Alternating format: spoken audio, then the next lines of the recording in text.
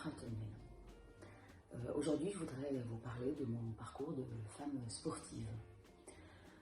J'ai toujours rêvé d'être sportive. Je faisais du sport de temps en temps, occasionnellement, jusqu'à ce que je sois arrivée en Tunisie il y a 13 ans et j'ai éprouvé le besoin de courir. Au début, je le faisais sur un tapis roulant chez moi, à l'abri des regards. Je ne me voyais pas du tout sortir dans la rue, courir toute seule. Je sortais de temps en temps avec mon mari. Les regards des hommes sont quand même particulièrement curieux, voire même malsains. Nous nous sommes mis à courir donc avec un groupe de joggers de Tunisie. Mais pareil, le groupe est très masculin. Et c'est seulement en 2016, lors de ma première course, que je me suis rendu compte que nous étions 6 femmes en fait sur la ligne de départ.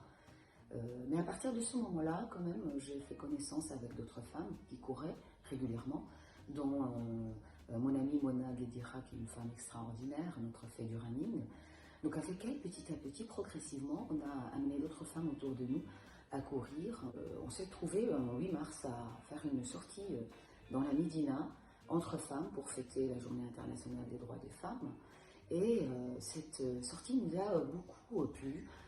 Tranquillement, de façon conviviale, sans a priori, sans préjugés. Le lendemain, notre groupe Facebook est né, Femmes je vous aime, pour les sorties sportives et culturelles. Alors le chemin a été très riche depuis. J'ai fait plusieurs marathons, de 2017 à 2021. Je suis à 8 marathons et un ultra-trail du désert, les 100 km du Djerid. Alors cette course a une place particulière quand même pour moi, parce que en réalité, c'est à partir de ce moment, même si elle était très difficile, c'était vraiment un vrai défi, et pour le corps et pour le mental. Je l'avais doublé dans le temps d'une action solidaire, justement pour me donner plus de courage, à 100 km sans cartable, pour les enfants démunis du Djerid. Donc cette course m'a donné beaucoup confiance en moi après, d'entreprendre, de courir, de tenter d'autres challenges, les courses en montagne, notamment en France. Je pense que si j'ai un message vraiment à transmettre aux autres femmes, jeunes et moins jeunes, c'est de prendre soin de soi, prendre soin de son corps, avoir cette petite fenêtre qui nous permet de nous réaliser, de réaliser nos rêves.